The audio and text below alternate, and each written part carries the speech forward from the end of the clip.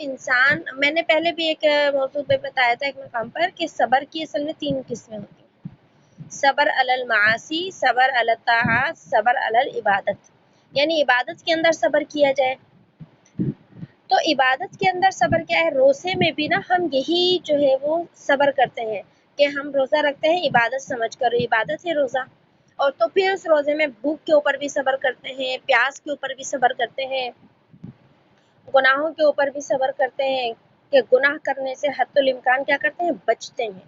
تو اس لیے فرمایا کہ یہ کیا ہے؟ صبر کا مہینہ ہے. گناہوں سے بھی صبر اور کھانے اور پینے سے بھی کیا ہے؟ صبر ہے. تو جو لوگ اس رمضان کے مہینے کو صبر کے ساتھ گزار کر چلے جائیں گے تو اللہ نے صبر کے بدلے میں جنت کا فیصلہ کیا ہے. اور یہ ہمدردی کا مہینہ ہے، غمخواری بھی مہینہ ہے ایک دوسرے کے ساتھ. اور یہ وہی مہینہ ہے جس میں مومن بندوں کے رزق میں اضافہ کر دیا جاتا ہے.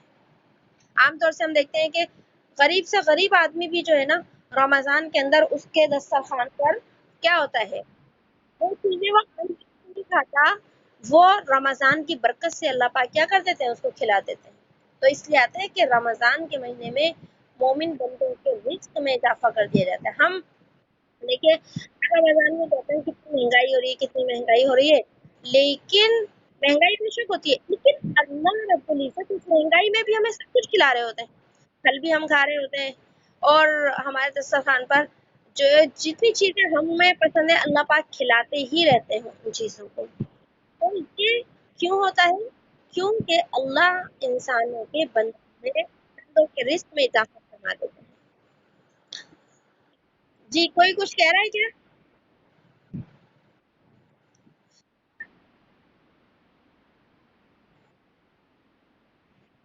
اور اس کے ساتھ ساتھ رمضان کے مہینے میں کسی روزے دار کو اگر کوئی شخص اللہ کی رضا کے لیے جو ہے وہ کیا کرتا ہے؟ افطاری کرا دیتا ہے، کچھ کھانا کھلا دیتا ہے، تو یہ اس کا کھانا کھلا دینا گناہوں کی مغفرت اور دوزخ سے بچنے کا جو ہے وہ ذریعہ ہوگا. تب دیکھیے جیسے کہ افطاری کرا دینا کسی کو، تو افطاری کرانے میں یہ بھی ہوتا ہے کہ ہم کسی کے گھر جو ہے کوئی چیز بنا کر بھیج دیں. اور بہت سے ایسے لوگ ہوتے ہیں، بھائی فریدہ جو ہے ان کا مائک کھلا ہے، اپنے مائک کو بند کر دیں.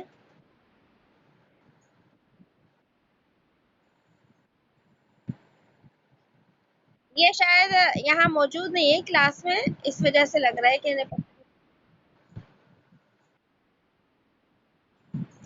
تو دیکھیے روزے دار کو جو ہے وہ افطار کرانے کا جو ثواب ہے وہ 2 ہیں افطار کے ثواب.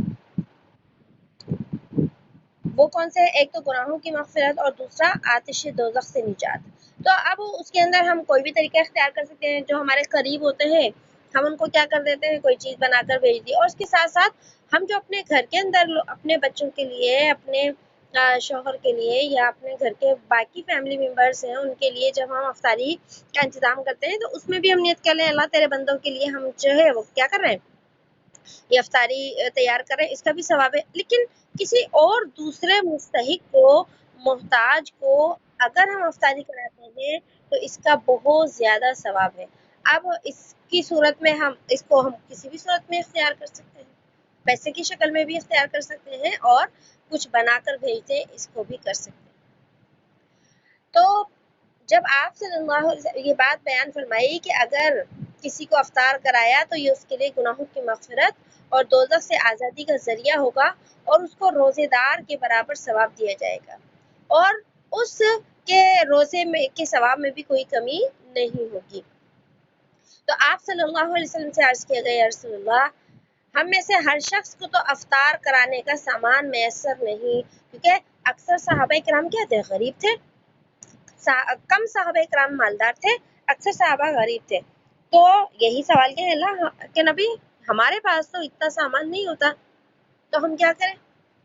تو کیا ہم میں سے جو غریب صحابہ ہیں کیا وہ اس اجر سے محروم رہیں گے؟ تو آپ صلی اللہ علیہ وسلم نے ارشاد فرمایا کہ یہ ثواب اللہ اس شخص کو بھی دے گا جو دودھ کی تھوڑی سی لسی یا پانی کے گھونٹ پر ہی کسی کا افطار کرا دے. تو مطلب کیا ہے کہ افطاری کے لیے کسی کے لیے اگر ہمارے پاس کوئی لمبا چوڑا دسترخوان لگانے کی ضرورت نہیں ہے تو ایسی کوئی بات نہیں. اگر ہم اخلاص نیت کے ساتھ کسی کو اپنی افطاری میں شریک کرتے ہیں یا کسی کو ویسے ہی جو ہے وہ کیا کرتے ہیں بھیج دیتے ہیں تو اس کے اوپر بھی ہمیں وہی اجر ملے گا انشاءاللہ. اور ایسے معاملے میں نا ڈھونڈ ڈھونڈ کر جو غریب لوگ ہوتے ہیں جو مستحق ہوتے ہیں نا ان کو تلاش کرنا چاہیے تاکہ جو ہے ہمارے اجر میں کیا ہو جائے اضافہ ہو جائے. کیونکہ جو لوگ ظاہر سی بات ہے پہلے ہی صاحب حیثیت ہے یا یہ کہ پھر بھی وہ اپنی جو ہے کفالت کر سکتے ہیں تو ان لوگوں کو بھی دینے کا ثواب ہے لیکن جتنے مستحق وہ شخص ہوگا اتنا ہی کیا ہوگا اجر بھی زیادہ ہوگا. اسی کے ساتھ ساتھ اللہ کے نبی صلی اللہ علیہ وسلم نے فرمایا کہ جو کوئی روزے دار کو پورا کھانا کھلا دے, ایک تو ہے نا روزے دار کا روزہ کھلوا دینا, ٹھیک ہے, اور ایک کیا ہے روزے دار کو پورا کھانا کھلا دے, افطاری بھی کرا دی کھانا بھی کھلا دیا. تو فرمایا اللہ کے نبی نے اس پر اللہ تعالی میرے حوضے کوثر سے اس کو ایسا سیراب کرے گا جس کے بعد اس کو کبھی پیاس نہیں لگے گی یہاں تک کہ وہ جنت میں پہنچ جائے. اور سبحان اللہ, اور دیکھیں حوض کوثر سے جو شخص پانی پی لے گا نا ایک دفعہ, اللہ پاک ہمیں آپ کو ہم سب کو ہمارے گھروں کو نسلوں کو اللہ پاک آب کوثر سے سیراب کرے. تو جو ایک دفعہ حوض کوثر سے جام کوثر پی لے گا اسے کبھی بھی پیاس نہیں لگے گی, جنت میں بھی پیاس نہیں لگے گی. ہاں جنت میں وہ شراب طہور پیے گا, سلسبیل اور زنجبیل کا پانی ضرور پیے گا, لیکن جو ایک ہوتا نا لذت کے لیے کوئی چیز پینا, پیاس نہیں لگ رہی لیکن لذت کے لیے کوئی چیز پی رہے ہیں ہم, جیسے پیاس لگتی ہے تو ہم پانی پیتے ہیں لیکن لذت کے لیے ہم کولڈ ڈرنک بھی پی لیتے ہیں, لذت کے لیے ہم جوس بھی پی لیتے ہیں, ٹھیک ہے نا, لذت کے لیے ہم چائے بھی پی لیتے ہیں, تو پیاس کے لیے صرف پانی ہی پیتے ہیں. تو فرما دیا کہ جو آب کوثر سے ایک دفعہ پانی پی لے گا اسے کبھی پیاس نہیں لگے گی. تو جو یہ فضیلت کس کے لیے جو افطاری کے ساتھ اس کو کھانا بھی کھلا دے.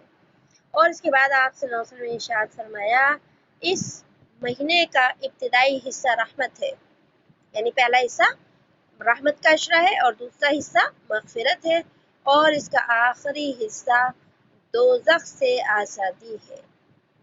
اس کے بعد آپ صلی اللہ علیہ وسلم نے ارشاد فرمایا کہ جو آدمی اس مہینے میں اپنے خادم یا غلام کے کام میں کمی کر دے اللہ تعالیٰ اس کی مغفرت فرما دے گا اور اس کو دوزخ سے رہائی اور آزادی دے گا.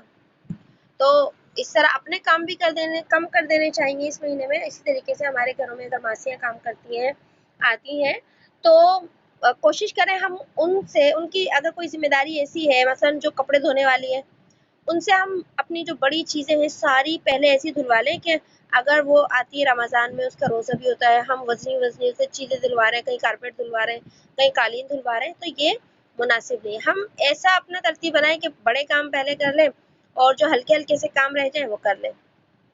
تو جہاں اور اس میں اہمیت کر لیں کہ ہم روزے کی وجہ سے ایسا کر رہے ہیں تاکہ اپنے جو ہے خادم کے اوپر کیا کر سکیں, ہم کمی اور تخفیف کر سکیں تاکہ اللہ پاک ہمارے گناہوں کو جو ہے کیا کرتے معاف کرتے. تو اس کے ساتھ ساتھ دیکھیے اب اتنا مبارک مہینہ ہے کہ ایک فرض کو 70 فرض اور ایک نفل کو جو ہے وہ فرض کے برابر قرار دے دیا گیا. اسی کے ساتھ ساتھ جو ہے وہ روزہ کھلوانے کے اوپر مغفرت کی بشارت اور جہنم سے آزادی کی بشارت, اور روزہ کھلوانے کے ساتھ ساتھ اگر پیٹ بھر کر کھانا کھلا دے تو مغفرت تو ہے ہی اور جہنم سے آزادی بھی ہے, اور جامع کوثر کے نصیب ہونے کی بھی کیا ہے بشارت ہے. لہٰذا اس مہینے کے اندر جو ہے جتنی ہم حاصل کر سکیں. اسی طرح دوسری روایت میں آتا ہے حضرت ابو سعید خدری رضی اللہ تعالی سے روایت ہے کہ آپ صلی اللہ علیہ وسلم نے کیا ارشاد فرمایا کہ جب رمضان المبارک کی پہلی رات آتی ہے تو آسمان کے دروازے کھول دیے جاتے ہیں, اور ان دروازوں میں سے کوئی دروازہ بھی ایسا نہیں ہے جو رمضان شریف کی آخری رات کے آنے تک بند نہیں کیا جاتا. اب دیکھیں رمضان اور یہ آسمان کے دروازے, اس کے بارے میں ہم قرآن مجید کی تفسیر کے دوران پڑھ چکے ہیں کہ اللہ پاک نے آسمان کے کیا بنائے دروازے بنائے, اور ہمیں ماننا پڑے گا کہ آسمان کے دروازے ہیں اگرچہ ہمیں نظر نہیں آتے. تو آتا کہ آسمان کے جتنے بھی دروازے ہمارے رب نے بنائے ہیں وہ سارے کھول دیے جاتے ہیں, اور وہ سارے کے سارے دروازے رمضان کے ابتدائی حصے سے آخری وقت تک جو ہے وہ کھلے رہتے ہیں، اور کوئی مسلمان بندہ ایسا نہیں ہوتا کہ رمضان شریف کی راتوں میں جو ہے وہ کسی رات میں نماز پڑھے۔ رمضان شریف کی راتوں میں جو ہے ہم فرض نماز بھی پڑھتے ہیں، جیسے مغرب کی نماز آ گئی اور عشاء کی نماز آ گئی، تو فرمایا کہ رمضان شریف کی راتوں میں کسی رات میں نماز پڑھے، مگر یہ کہ اللہ تعالیٰ اس کے لیے ہر سجدے کے بدلے 1500 نیکیاں لکھتے ہیں۔ یہ روایت بتا رہی ہوں پورے آپ کو، اور اس کے لیے جنت میں سرخ یاقوت کا ایک مکان بنا دیتے ہیں جس کے 60,000 دروازے ہوں گے، اور ہر دروازے کے لیے سونے کا ایک محل ہوگا جو سرخ یاقوت سے آراستہ ہوگا۔ پھر جب روزے دار رمضان المبارک کے پہلے دن کا روزہ رکھتا ہے تو اس کے گزشتہ تمام گناہ معاف کر دیے جاتے ہیں، اور اس روزے دار کے لیے اللہ پاک جو کیا کرتے ہیں، صبح کی نماز سے لے کر آفتاب کے غروب ہونے تک 70,000 فرشتے لگا دیتے ہیں کہ 70,000 فرشتے اس کے لیے مغفرت کی دعائیں کرتے رہتے ہیں۔ اور رمضان شریف کی رات یا دن میں جب کوئی انسان اللہ کے لیے سجدہ کرتا ہے تو اللہ اس کے سجدے کے عوض کیا کرتے ہیں، جنت میں ایک ایسا درخت لگاتے ہیں جس کے سائے میں وہ سوار ہونے والا شخص 500 برس تک چل سکتا ہے۔ تو کیا بتایا گیا اس روایت کے اندر کہ اس روایت میں آسان سی ایک جو ہے وہ بہت آسان سی جو ہم اعمال کرتے ہیں اس کے اجر کے بارے میں بتایا جا رہا ہے۔ ایک تو یہ کہ رمضان کے اول سے آخر تک آسمان کے سارے دروازے کھول دیے جاتے ہیں۔ دوسرے نمبر پر جو شخص رات کی نمازیں پڑھتا ہے رمضان کے اندر، تو ایک نماز کے اندر جو وہ ایک رکعت میں جو وہ کیا کرتا ہے، سجدہ کرتا ہے، تو ایک رکعت میں ہم 2 سجدے کرتے ہیں، تو ہر سجدے کا ایک سجدے کا بدلہ لکھا ہے 1500 نیکیاں، تو 2 سجدوں کی جو نیکیاں ہو گئی اس حدیث کے مطابق 3000 ہو گئی۔ دوسرے نمبر پر ایک سجدے کے بدلے میں کیا ملے گا، سرخ یاقوت کا ایک مکان۔ سرخ یاقوت، یاقوت آج دنیا میں بھی ہوتے ہیں جنہیں ہم ہیرے کہتے ہیں، لیکن وہ جنت کے ہیرے ہوں گے۔ پورا جو محل ہوگا اس کا وہ سرخ یاقوت کا، سرخ ہیروں کا بنا ہوگا، اور اس محل کے 60,000 دروازے ہوں گے، اور ہر دروازے کے لیے سونے کا ایک محل ہوگا جو سرخ یاقوت سے آراستہ ہوگا۔ پہلے ایک محل ہوگا، اس کے 60,000 دروازے ہوں گے، اور جس دروازے سے انسان داخل ہوگا اس دروازے پر پھر ایک محل ہوگا۔ اور جب روزے دار پہلا روزہ رکھتا ہے تو پہلے روزے سے ہی اس کی جو 11 مہینوں کی گناہ ہوتے ہیں اللہ پاک ان کی کیا کر دیتے ہیں، مغفرت فرما دیتے ہیں۔ اور جب روزہ جو ہے وہ کیا کرتا ہے، روزے دار صبح کی نماز سے لے کر مغرب تک 70,000 فرشتے اس کے لیے دعائیں کرتے رہتے ہیں۔ اور جب وہ دن کے اندر سجدے والی عبادت کرتا ہے، دن کے اندر اللہ کو سجدہ کرتا ہے، تو اس کی کیا فضیلت بیان کی گئی اس حدیث میں کہ اس کے لیے ایک ایسا درخت لگتا ہے جس کے سائے میں کوئی سوار 500 برس تک چل سکے۔ اللہ پاک ہمیں ایسے روزے رکھنے کی توفیق عطا فرما دے جن روزوں کے اوپر اللہ نے جنت کی ان نعمتوں کا جو ہے وہ کیا فرمایا ہے، فیصلہ فرمایا ہے اور وعدہ فرمایا ہے۔ اسی طرح ایک اور آتا ہے روایت میں، حضرت عبداللہ ابن عباس رضی اللہ تعالیٰ عنہ، یہ کون تھے، آپ صلی اللہ علیہ وسلم کے چچا زاد بھائی تھے یہ۔ تو دیکھیے چچا زاد بھائی تھے تو آپ کی خدمت میں کتنا رہتے ہوں گے۔ حضرت علی رضی اللہ تعالیٰ عنہ بھی آپ کے چچا زاد بھائی تھے، اور یہ حضرت عبداللہ ابن عباس بھی چچا زاد بھائی تھے۔ تو کیا روایت کرتے ہیں آپ صلی اللہ علیہ وسلم سے کہ اللہ کے نبی صلی اللہ علیہ وسلم نے ارشاد فرمایا کہ جنت ماہ رمضان کے لیے شروع سال سے آخر سال تک سجائی جاتی ہے۔ تو اللہ پاک صرف رمضان کے استقبال کے لیے جنت کو 11 مہینے تک سجاتے رہتے ہیں۔ حالانکہ دیکھیے جنت کتنی خوبصورت ہوگی، ہم تو قرآن میں پڑھتے ہیں سنتے ہیں یا حدیث میں پڑھتے ہیں اور سنتے ہیں، ہم تو تصور بھی نہیں کر سکتے جنت کی خوبصورتی کا، لیکن اتنی خوبصورت جنت بنانے کے باوجود بھی اللہ پاک جنت کو سجاتے ہیں ایک مہینے کے لیے اللہ جنت سجاتے ہیں، 11 مہینے تک سجاتے ہی رہتے ہیں جنت کو۔ تو جب رمضان کا مہینہ، یہ جنت اللہ سے جاتے رہتے ہیں، اور جب رمضان کا مہینہ شروع ہوتا ہے تو جنت اللہ تعالیٰ سے کیا کہتی ہے؟ جنت اللہ سے عرض کرتی ہے، اللہ اس مبارک مہینے میں اپنے بندوں میں سے کچھ بندے میرے اندر قیام کرنے والے مقرر فرما دیجیے. یعنی اللہ آپ کے جو اتنے بندے ہیں نا زمین کے اوپر، ان بندوں کے اندر کچھ ایسے بندے کر دیں جو میرے اندر قیام کریں، یعنی آ کر رہیں، ان کو جنتی بنا دے اللہ، کہ وہ زمین کے اوپر رہ کر عبادتیں کر سکیں اور ان کے لیے آپ جنت کے فیصلے کریں، اور وہ میری اس سجی سجائی یہ جو جنت ہے، محل ہے، اس کے اندر آ جائے. اسی طرح یہ جنت کہتی ہے اللہ سے. اس کے بعد جو جنت کی حور عین ہے، جنت کی جو حور، یہ کیا ہے؟ حوروں کی بڑی حور ہے، سردار ہے حوروں کی. یہ عرض کرتی ہے، اے اللہ اس بابرکت مہینے میں اپنے بندوں میں سے ہمارے لیے کچھ خاوند مقرر کر دے، یعنی کہ ایسے لوگ زمین کے اوپر اللہ نیکیاں کرنے والے کہ جب وہ جنت میں آئے تو ہمارا نکاح ان سے کر دیا جائے. تو یہ جو ہے حوروں کو بھی پتہ ہے کہ رمضان کی کیا برکتیں ہیں، اور اسی کے ساتھ ساتھ جنت کو خود بھی پتہ ہے کہ رمضان کی کیا برکتیں ہیں، اس لیے جنت جو ہے اللہ سے یہ سوال کرتی ہے. لہذا رمضان کے اندر جو ہے ہر رات جو ہے کیا کرتے ہیں؟ اللہ پاک جنت کی جو ہے 100 حوروں سے جو ہے ایک مرد کا کیا کرتے ہیں؟ نکاح کرتے ہیں. لیکن جس شخص نے رمضان کے مہینے میں اپنی نفس کی حفاظت نہ کی ہو، اپنے نفس کی حفاظت، اپنی جان کی حفاظت نہ کی ہو، مراد گناہوں سے اپنے آپ کی حفاظت نہ کی ہو، اور جو ہے اس نے کوئی نشہ نہ کیا ہو رمضان کے مہینے میں، اور تیسرے نمبر پر کسی مومن کے اوپر کوئی بہتان نہ لگایا، اور نہ ہی کوئی گناہ کبیرہ کیا ہو. گناہ کبیرہ شاید میں نے پہلے بتایا تھا، تقریباً 11 یا 15 کے قریب ہیں گناہ کبیرہ، اور اس سے نکلتے ہوئے بھی بہت سے گناہ کبیرہ ہیں. تو یہ جتنے بھی بڑے بڑے گناہ ہیں، جھوٹ ہو گیا، چوری ہو گئی، غیبت ہو گئی، کینہ ہو گیا، حسد ہو گیا، بہتان ہو گیا، کسی کی دل آزاری ہو گئی، تکبر ہو گیا، والدین کی نافرمانی ہو گئی، اسی طرح سود خوری ہو گئی، اور اسی کے ساتھ ساتھ جو ہے اللہ کے دین کا مذاق ہو گیا. یہ اللہ کے دین کا مذاق ہے تو خیر کفر ہے، گناہ نہیں ہے تو کفر ہے. تو اس طرح کی جو گناہ کبیرہ ہیں، دیکھیں ان سے بچنا جو ہے اتنا مشکل کام نہیں ہے.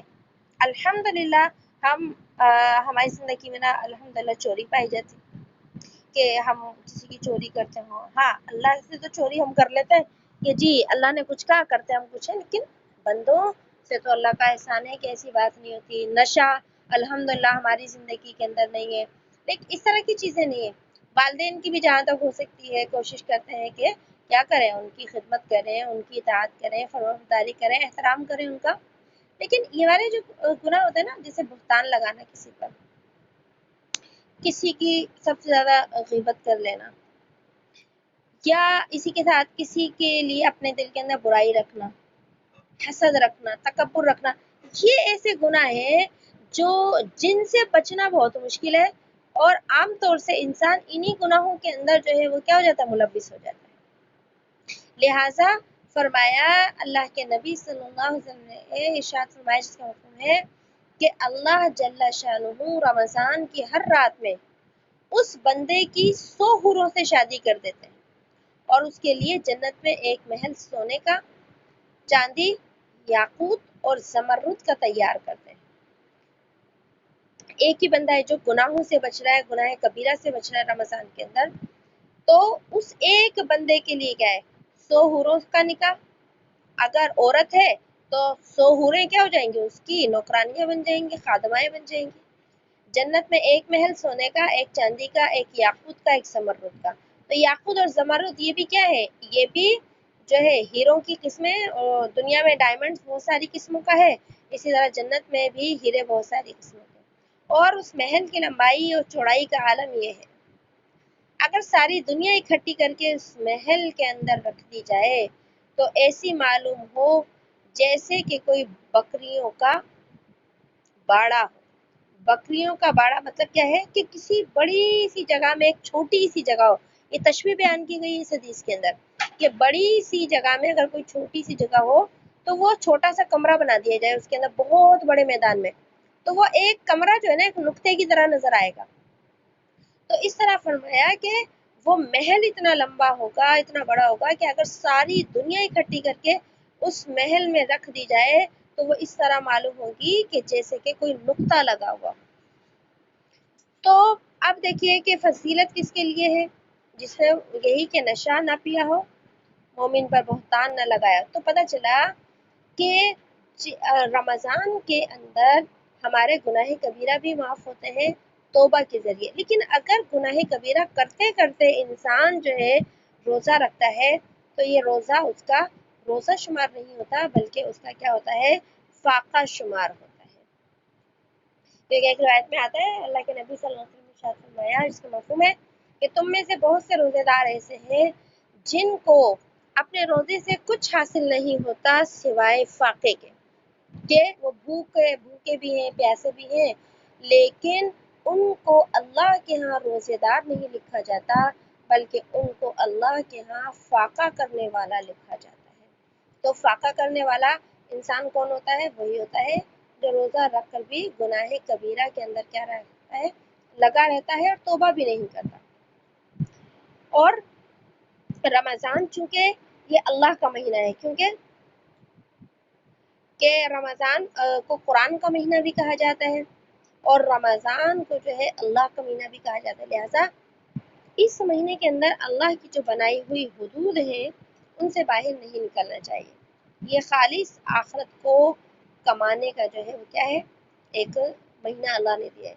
حضرت علی رضی اللہ تعالیٰ عنہ سے روایت ہے کہ جب رمضان شریف کی پہلی رات ہوئی تو سرکار دو عالم صلی اللہ علیہ وسلم لوگوں سے خطاب کرنے کے لیے کھڑے ہوئے اور اللہ تعالیٰ کی حمد و ثنا بیان فرمائی. ارشاد فرمایا، اے لوگوں، تمہاری طرف سے تمہارے دشمن جنات کے لیے اللہ کافی ہے. یعنی انسانوں کے دشمن ہوتے ہیں نا جنات، وہ سے تو فرمایا کہ جو تمہارے دشمن جنات ہیں ان سے اللہ کافی ہے تمہارے لیے، تمہاری حفاظت کرنے کے لیے اور انہیں مغلوب کرنے کے لیے.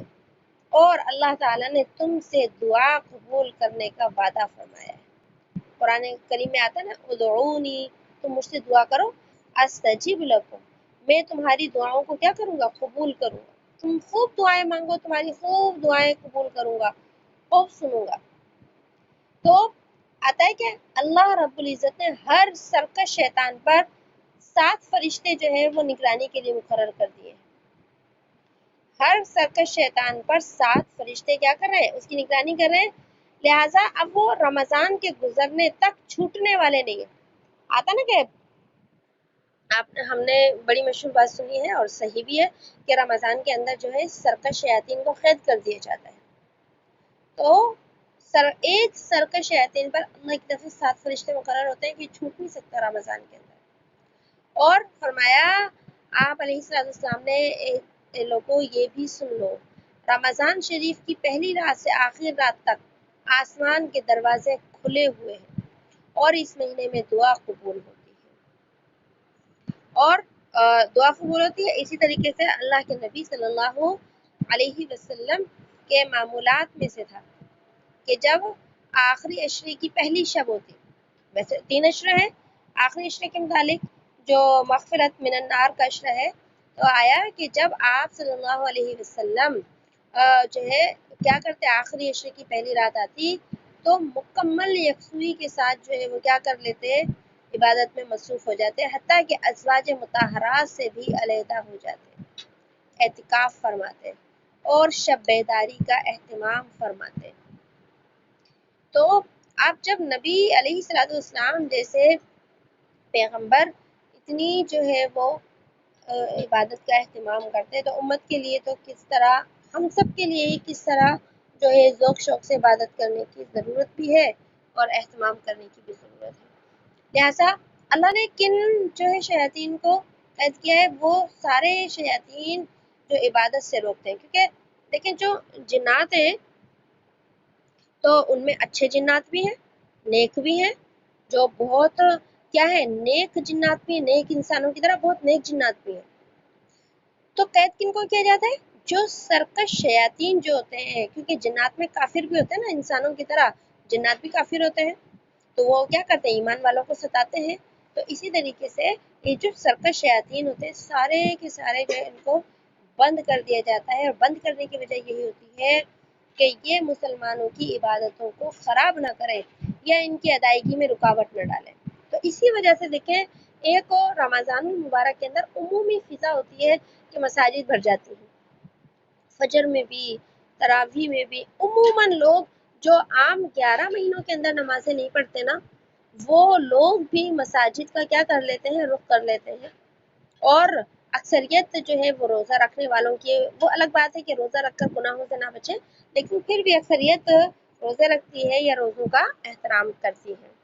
तो ये इसी वजह से होता है कि अल्लाह ने उन सरकश शयातीन को जो है वो क्या कर रखा है, कैद रखा है।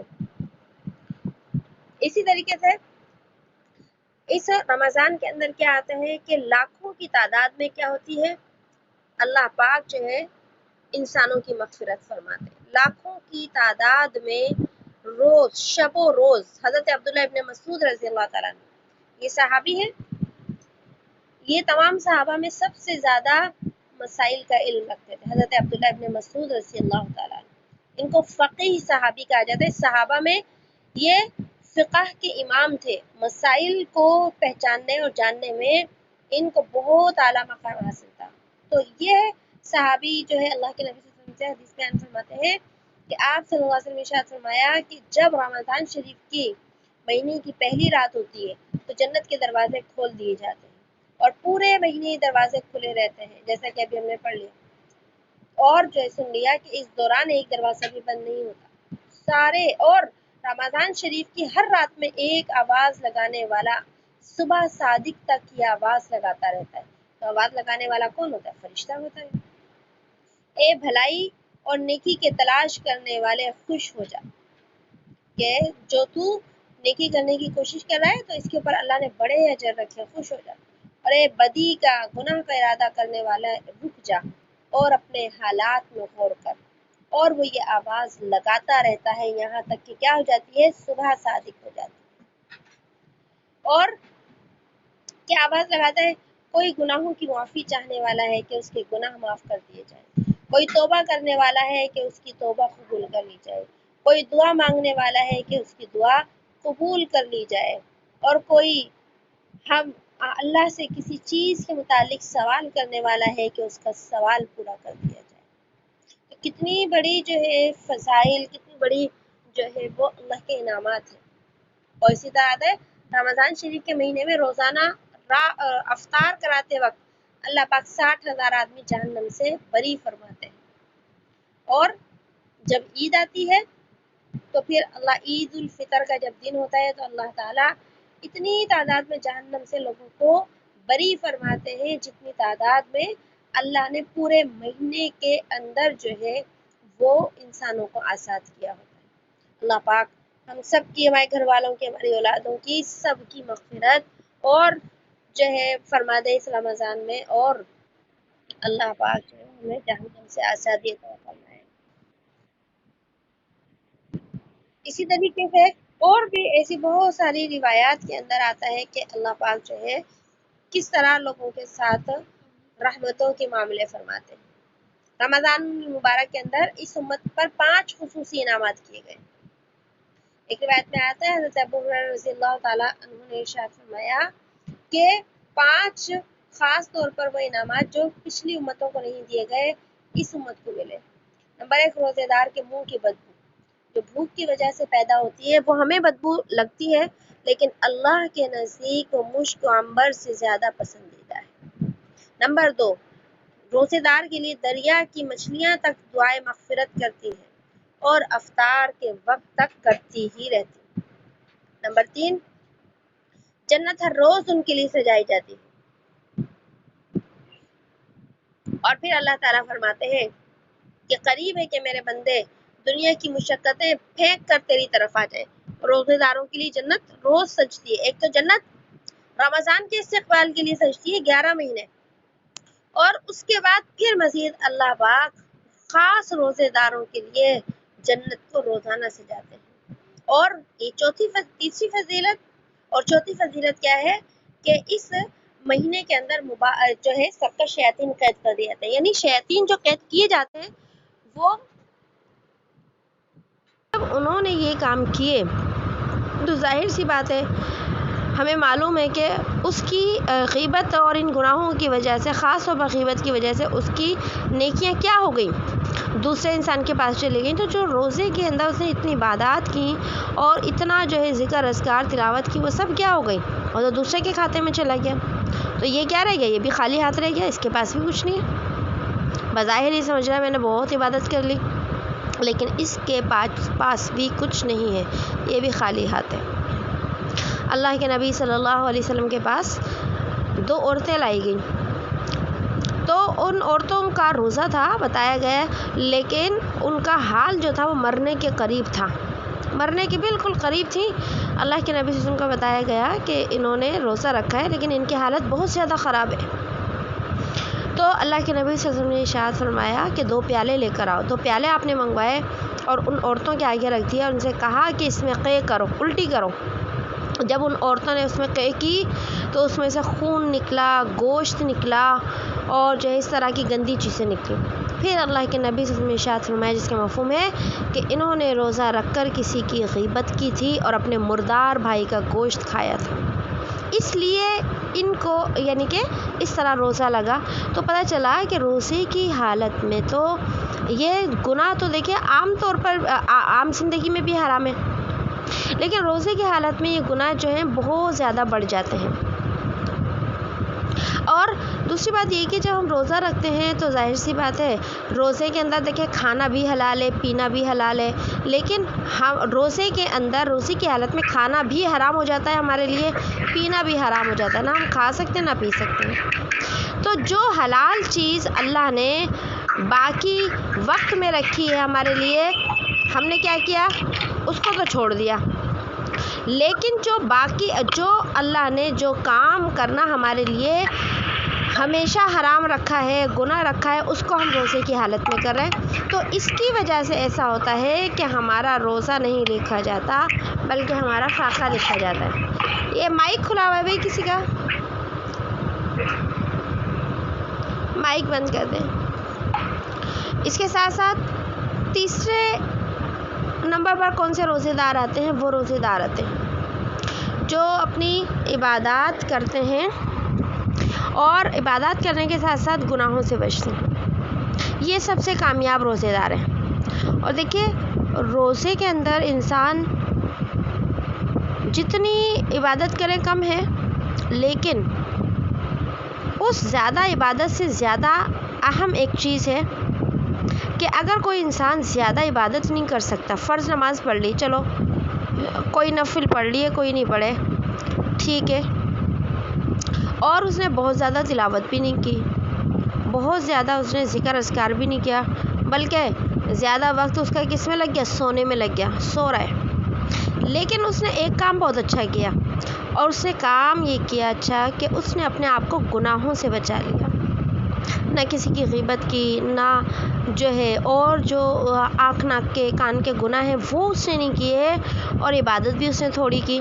یاد رکھیے یہ کامیاب روزے دار ہے، کیونکہ اللہ رب العزت کے لیے جو ہے عبادت کرنے والوں کی کمی نہیں ہے. کوئی بھی اللہ کے لیے کمی نہیں ہے عبادت کی. کیا آتا ہے آسمان کے اوپر اتنے فرشتے ہیں عبادت میں لگے ہوئے ہیں کہ 4 انگل کے برابر بھی کوئی جگہ ایسی خالی نہیں ہے جہاں اللہ کے فرشتے اللہ کی عبادت نہ کر رہے ہوں. ٹھیک ہے نا؟ تو اللہ کی عبادت کے لیے تو اتنی مخلوق ہے.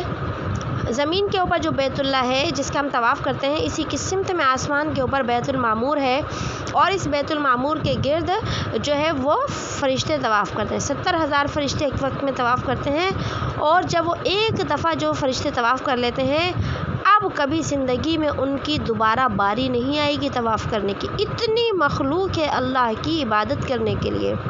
تو اللہ ہم سے کیا چاہتے ہیں کہ کیا صرف تم عبادت کرتے رہو؟ نہیں، اللہ اصل میں جو ہم سے مطالبہ کرتے ہیں نا رمضان کے اندر، اور اللہ جو ہمیں تربیت اللہ ہماری کرنا چاہتے ہیں، وہ یہ کہ میرے بندے تو گناہ سے بچنے کی عادت ڈال لے.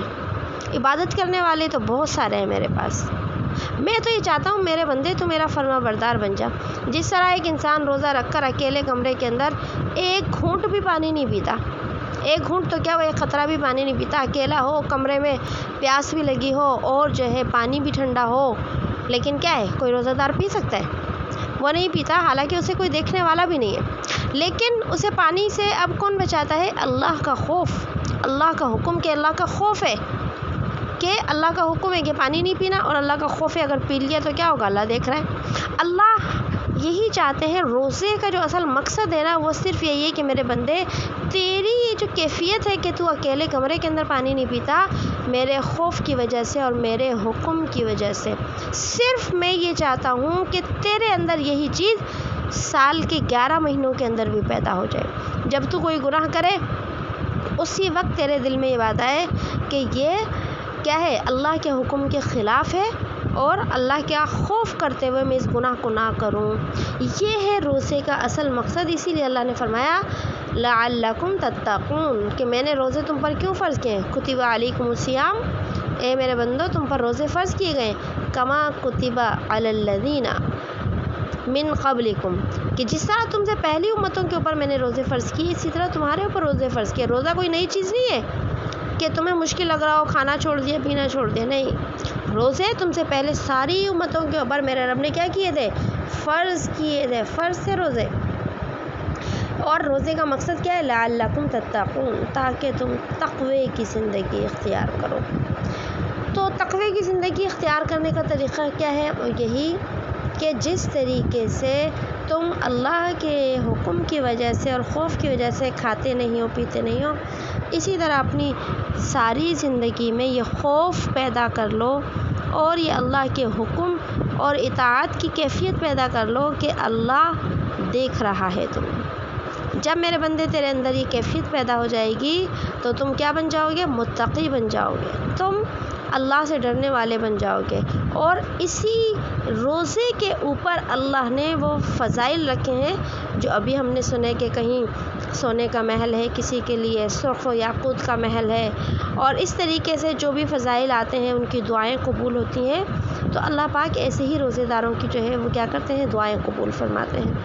اور روزے کے اندر اگر ہم روزہ رکھ کر صرف اپنی ہی جو ہے مرضی کی زندگی گزاریں، مرضی کا وقت گزاریں، تو ظاہر سی بات ہے مسئلے کے اعتبار سے تو روزہ ہمارا ہو جائے گا، لیکن کیا ہوگا کہ اس روزے کی جو برکتیں آنی چاہیے، اس روزے کے جو فضائل ہمیں ملنے چاہیے وہ نہیں ہوں گے۔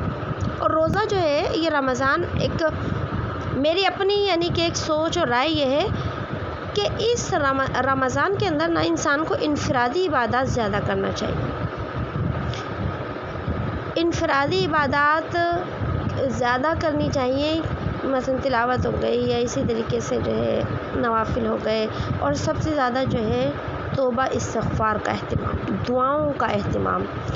عام طور سے یہ ہوتا ہے کہ اکثر لوگ نوافل بھی پڑھ رہے ہیں، فرض بھی پڑھ رہے ہیں، نوافل بھی پڑھ رہے ہیں، اور اس کے ساتھ تہجد بھی پڑھ رہے ہیں، تراویح بھی پڑھ رہے ہیں، تلاوت بھی کر رہے ہیں، لیکن نا وہ دعاؤں کا اہتمام نہیں کرتے، یعنی لمبی لمبی دعائیں مانگیں اللہ سے، اور کیا کریں؟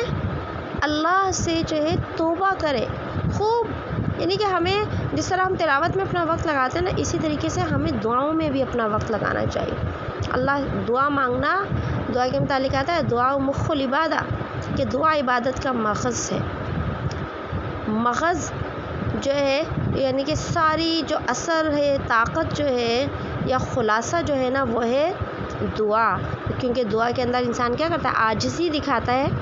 جب کسی سے دیکھیں سوال کرنا ہو تو انسان کے اندر کیا ہوتی ہے؟ عاجزی ہوتی ہے، وہ چھوٹا بن جاتا ہے اپنی ضرورت کو پورا کرنے کے لیے۔ تو اللہ ہم سے ہی چاہتے ہیں میرے بندے تو عاجز ہو کر، کمزور ہو کر میرے دربار کے اوپر آ۔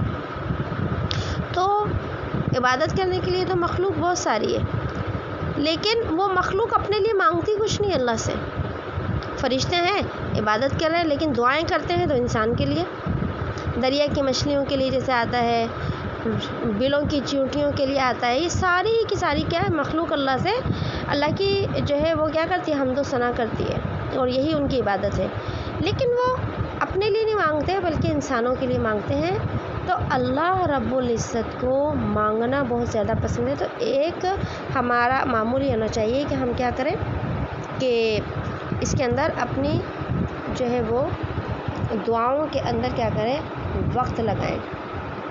اس سے ایک روایت میں آتا ہے کہ حضرت ابو مسعود غفاری رضی اللہ تعالیٰ عنہ ایک صحابی ہیں، تو وہ فرماتے ہیں کہ میں نے نبی صلی اللہ علیہ وسلم کو دیکھا کہ جب رمضان کا چاند نظر آ گیا تو آپ صلی اللہ علیہ وسلم نے ارشاد فرمایا کہ اگر لوگوں کو یہ معلوم ہو جائے کہ رمضان المبارک کی حقیقت کیا ہے تو میری امت یہ تمنا کرے کہ سارا سال رمضان ہو جائے، سارا سال ہی رمضان رہے اور اس کے بعد جو ہے وہ کبھی عام دن نہ آئے. اسی طریقے سے ایک اور روایت میں آیا کہ آگے اللہ کے نبی صلی اللہ علیہ وسلم نے کیا ارشاد فرمایا کہ ایک قبیلہ خزاعہ کا ایک شخص تھا، اس نے اللہ کے نبی سے سوال کیا، اے اللہ کے نبی ہمیں رمضان کے بارے میں کچھ بتائیے کہ رمضان کیسا مہینہ ہے. تو آپ نے ارشاد فرمایا کہ رمضان المبارک کے لیے جنت شروع سال سے آخر سال تک سجائی جاتی ہے. شروع سال سے آخر سال. جب رمضان المبارک کا پہلا دن ہوتا ہے تو عرش الہی کے نیچے سے ایک ہوا چلتی ہے. یہ ساری کیا ہے، غیب کی باتیں ہیں، اور اللہ نے غیبی علم اپنے نبی صلی اللہ علیہ وسلم کو عطا کیا تھا. تو عرش الہی کے نیچے سے ایک ہوا چلتی ہے جس سے جنت کے درختوں کے پتے ہلنے لگتے ہیں اس ہوا سے. اور وہ جو ہے جنت کی جو حور عین ہیں وہ اللہ سے عرض کرتی ہیں، اللہ اس مبارک مہینے میں اپنے بندوں میں سے ہمارے کچھ شوہر مقرر کر دیجئے، یعنی کہ اپنے نیک بندوں کو ایسی توفیق دیجئے کہ وہ جنت میں آ جائیں اور ہمارے ان سے نکاح ہو سکے. اور اس کے بعد اللہ کے نبی نے فرمایا کہ کوئی بندہ ایسا نہیں ہے کہ جو رمضان شریف کا روزہ رکھے مگر یہ بات کہ اس کی شادی ایسے حوروں سے کر دی جاتی ہے، یعنی حور عین سے، جو ایک ہی موتی سے بنے ہوئے خیمے میں ہوتی ہے. کہ اللہ نے جنت میں ایسے بھی خیمے بنائے ہیں جو ایک ہی موتی سے بنے، یعنی جسے بے جوڑ موتیوں کا محل کہا جاتا ہے. ہم تو جب گھر بناتے ہیں تو دیکھیں کتنی اینٹوں کے جوڑ لگاتے ہیں، چھت الگ سے بنتی ہے، دیواریں ساری الگ سے بنتی ہیں، فرش الگ سے بنتا ہے. لیکن جنت کے اندر ایک ایسے اللہ نے محل بھی بنائے ہیں جن کے اندر کوئی جوڑ ہی نہیں. موتی ہے، اتنا بڑا موتی ہے کہ اس کے اندر کوئی جوڑ ہی نہیں. تو وہ جو ہے نا وہ خاص قسم کے محل ہیں، اور اس محلوں کے اندر جو رہنے والی حوریں ہیں وہ بھی کیا ہیں، خاص ہیں.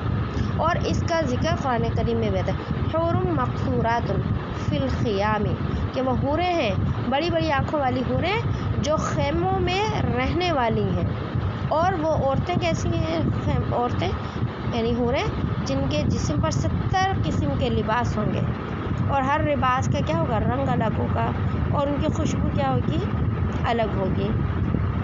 تو اب جس طرح روزہ رکھنے کے فضائل ہے اسی طرح روزہ چھوڑ دینے کی بھی کیا ہے، وعیدیں ہیں. حضرت ابو ہریرہ رضی اللہ تعالیٰ عنہ سے روایت ہے کہ آپ صلی اللہ علیہ وسلم نے ارشاد فرمایا کہ جس شخص نے شرعی اجازت اور مرض کی مجبوری کے بغیر رمضان کا روزہ چھوڑ دیا، یعنی شرعی مجبوری کوئی ایسی تھی نہیں، ویسے چھوڑ دیا، اگر وہ ساری عمر بھی روزے رکھے تب بھی اس کی قضا نہیں ہو سکتی. تو یہ بڑی مشہور حدیث ہے، ہم نے پہلے بھی بہت دفعہ سنی ہے. اللہ پاک ہم سب کو جو ہے آسان طریقے سے روزے رکھنے کی جو ہے وہ کیا کرتے ہیں، توفیق عطا فرماتے ہیں. اور اللہ پاک ہم سے وہ روزے رکھوائیں جن کے اوپر اس نے جہنم سے آزادی کا جو ہے وہ فیصلہ فرمایا. اب دیکھیے ویسے تو رمضان المبارک کے بہت سارے مسائل بھی ہیں، روزے کے بھی بہت سارے مسائل ہیں، ظاہر سی بات ہے، لیکن ایک ہی نشست میں ہم ظاہر ہے اس کو پورا نہیں پڑھ سکتے نا.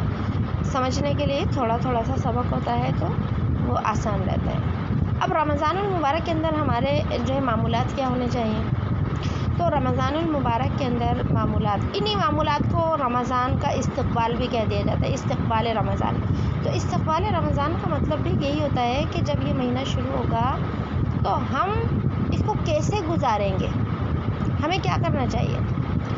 تو رمضان المبارک یہ جو ہے نا آخرت کے بنانے کا مہینہ ہے، لہٰذا ہمیں اپنی کاروباری مرد ہیں تو کاروباری یا ملازمتی مصروفیات کم سے کم جو ہے کر دینے چاہیے. عورتیں ہیں وہ بھی اپنی جن مصروفیات کو کم کر سکتی ہیں، گھریلو مصروفیات ہو گئی عورتوں تو وہ کیا ہے کم سے کم کر دینے چاہیے. اب دیکھیے ہم چلے مرد دو کا معاملہ الگ ہے، عورتیں ہیں، ہمیں اپنی مصروفیات کم کر دینی چاہیے، چاہے وہ سلائی کے اعتبار سے ہوں، کڑھائی کے اعتبار سے ہوں، شاپنگ کے اعتبار سے ہوں، اسی طرح کچن کے اعتبار سے. ہمارے ہاں سب گھروں میں نہیں لیکن عام طور پر رمضان المبارک کے اندر نا بہت زیادہ اہتمام کیا جاتا ہے. تو اچھی بات ہے افطار کے اندر جو ہے دسترخوان لگا ہو، لیکن یاد رکھیے کہ بہت سارا وقت کچن میں لگا دینا، یہ بھی بن رہا ہے، نئی ریسیپی دیکھ لی. اب جب بہت زیادہ لمبا چوڑا جب ہم اہتمام کرتے ہیں تو یاد رکھیے پھر کیا کرتے ہیں، جن کو پکانا آتا ہے، جن کو نہیں آتا وہ ریسیپیاں ڈھونڈنے میں لگے رہتے ہیں. آج فلاں چیز کی ریسیپی ڈھونڈ کے وہ بنا لی، آج فلاں ریسیپی ڈھونڈ کے وہ بنا لی. اس سے کیا ہے ہمارا بہت سارا وقت جو ہے وہ کیا ہو جاتا ہے رمضان کے اندر ضائع ہو جاتا ہے. کیونکہ رمضان کھانے کا مہینہ نہیں ہے، کھانے کا مہینہ، کھانے کے تو ہم نے 11 مہینے بنا، 11 مہینے ہم کھاتے رہتے ہیں. کبھی بازار جا رہے ہیں، بازار میں، ریسٹورینٹ میں، ہوٹلوں میں، گھروں میں، ہر طریقے سے ہم شادیوں میں جا رہے ہیں، کھا رہے ہیں. اس ایک مہینے کو بھی ہم نے کھانے کا ہی مہینہ بنا لیا. کوئی کسی پکوڑے کی ریسیپی دیکھ رہا ہے، کوئی کسی چیز کی ریسیپی دیکھ رہا ہے، کوئی سموسوں کی ریسیپی دیکھ رہا ہے، وہ اس کو نئے سے نئے انداز میں بنانے کی کوشش کی جا رہی ہے. تو یاد رکھیے عورتوں کو اپنے گھریلو مصروفیات کم کرنا چاہیے، اپنی کچن کی مصروفیات بھی کم کرنا چاہیے. ایسا کھانا بنائے، ایسی چیز بنائے، ایک دن ایک چیز بنا لی، دوسرے دن دوسری الگ چیز بنا لی.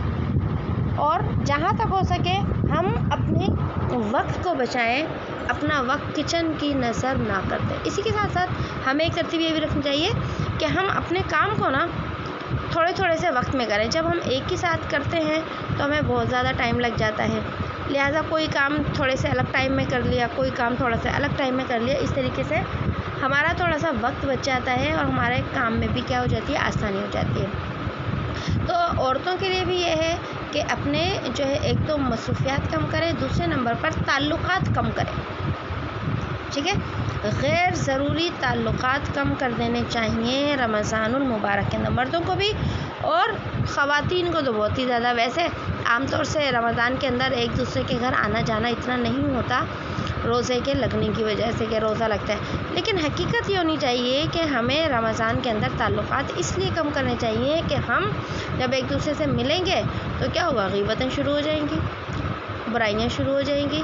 تو اس لیے حتی الامکان موبائل کے اوپر بھی جو ہے زیادہ مصروفیت ہمیں نہیں رکھنی چاہیے. زیادہ مصروف ہے، ہاں کوئی مسئلہ ہے، کوئی بات ہے، کوئی کسی کی عیادت ہے، کوئی ضروری کام ہے، کسی سے ہمیں بات کرنی ہے، اس میں کوئی حرج نہیں ہے. لیکن ویسے ہی لمبی چوڑی گفتگو عام طور سے معمول نہیں ہوتا، لیکن بہت سے لوگوں کا ہوتا بھی ہے.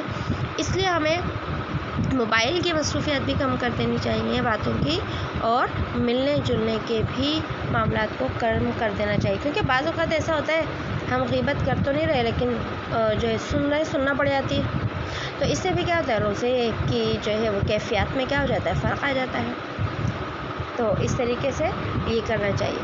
اور اس کے ساتھ ساتھ ہمیں ایک اور کام کرنا چاہیے کہ اپنا ایک نظم بنانا چاہیے، نظام الاوقات بنانا چاہیے کہ کس ٹائم میں نے کیا کرنا ہے، میرا کون سا کام کس ٹائم ہوگا، کون سا کام کس ٹائم ہوگا، کپڑے میں نے کس دن دھونے ہیں.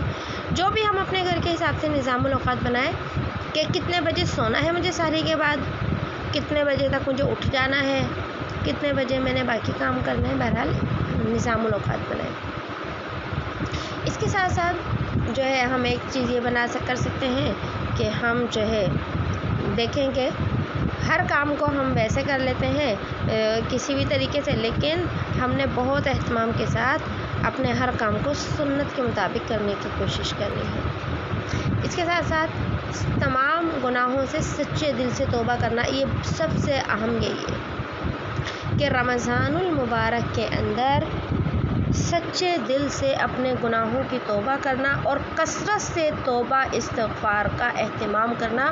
کیونکہ رمضان آیا ہی ہمارے گناہوں کو جلانے کے لیے ہے، لہٰذا چلتے پھرتے استغفار کا اہتمام کرنا چاہیے۔ اسی کے ساتھ ساتھ روزہ رکھنے اور تراویح پڑھنے کا بھی اہتمام کرنا چاہیے۔ ساتھ ساتھ استقبال رمضان کے اندر یہ بھی شامل ہے کہ روزے میں آنکھ کو بھی بچائیں، کان کو بھی بچائیں، ناک کو بھی بچائیں، زبان کو بھی بچائیں، دل کو بھی، دماغ کو اور جسم کے ہر اعضاء کو گناہ سے بچانے کی پوری کوشش کرنا، کیونکہ ہمارے پورے جسم کا روزہ ہوتا ہے۔ ہم تو روزہ ایسے سمجھتے ہیں نا کہ جی کھانے پینے سے بچ گئے، چھوڑ دیا، یہ روزہ ہے، نہیں، آنکھ کا روزہ ہے، کان کا، پورے جسم کے ہر حصے کا جو ہے کیا ہوتا ہے، ہمارا روزہ ہوتا ہے۔ اسی کے ساتھ ساتھ ہم اپنی مصروفیات میں ایک چیز یہ شامل کر سکتے ہیں کہ جس طرح ہم نوافل کا اہتمام کرتے ہیں، اسی طرح آپ صلی اللہ علیہ وسلم کی تعلیمات کا مطالعہ کرنا۔ کوئی بھی کتاب جو ہے اپنی ایسی رکھ لیں کہ ہم نے اس کتاب کو رمضان المبارک کے اندر کیا کرنا ہے، پڑھنا ہے، تھوڑی سی جتنی ہو سکے پڑھ لیں۔ اور اس میں آپ صلی اللہ علیہ وسلم کی ایک مشہور کتاب ہے ہمارے نبی صلی اللہ علیہ وسلم کے اسوہ حسنہ کے اوپر، اسوہ حسنہ، اس کے اندر ہمارے نبی صلی اللہ علیہ وسلم کی زندگی کے حالات، معمولات، آپ کا پوری زندگی لکھی ہے کہ آپ کیسے کیا کرتے تھے۔ تو بعض ایسا ہوتا ہے نا کہ انسان جو ہے جیسے تلاوت کے لیے آتا ہے کہ جب تلاوت کرتے کرتے انسان کو اکتاہٹ ہونے لگے تو اس ایسی حالت میں قرآن مجید نہیں پڑھنا چاہیے، بلکہ قرآن مجید کو بند کر دینا چاہیے۔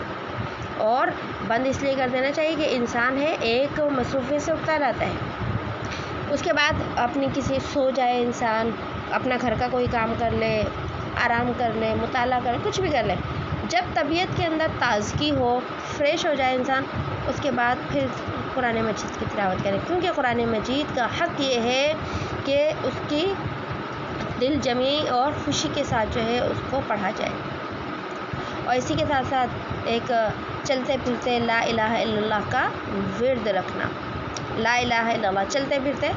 اب لا الہ الا اللہ محمد رسول اللہ، اس کے پڑھنے کا طریقہ پہلا تو یہی ہے کہ پورا کلمہ پڑھ لیں، لا الہ الا اللہ محمد رسول اللہ، اور اگر پورا نہیں پڑھتے ہیں تو 2-4 دفعہ پڑھ لیں لا الہ الا اللہ، پھر 1 دفعہ پڑھ لیں پورا محمد رسول اللہ۔ لیکن یہ بھی دیکھیں، یہ نہیں ہے کہ کوئی اس کا پڑھنا فرض ہے یا اس طرح نہیں، یہ معمولات ہے کہ کسی بھی ذکر کو ہم لے لیں، سب سے افضل ذکر تو استغفار ہی ہے ویسے، لیکن اس کے ساتھ ساتھ ہم چلتے پھرتے، کیونکہ ظاہر ہم کام کر رہے ہیں اور کچن میں آٹا گوندھ رہے ہیں، روٹی پکا رہے ہیں، افطاری بنا رہے ہیں، اس موقع پر ہم جو حافظہ نہیں ہے، تلاوت تو نہیں کر سکتے ہم، تو اس صورت میں ہم جو ہے وہ کیا کر سکتے ہیں، دعائیں یہ ذکر کر سکتے ہیں۔ اسی کے ساتھ ساتھ رمضان المبارک کے اندر جو والی دعا ہے نا رمضان میں پڑھنے کی، وہ ہے نا لا الہ الا اللہ استغفر اللہ اسألک الجنۃ واعوذ بک من النار، جی اس میں چاروں چیزیں ہی آ جاتی ہیں۔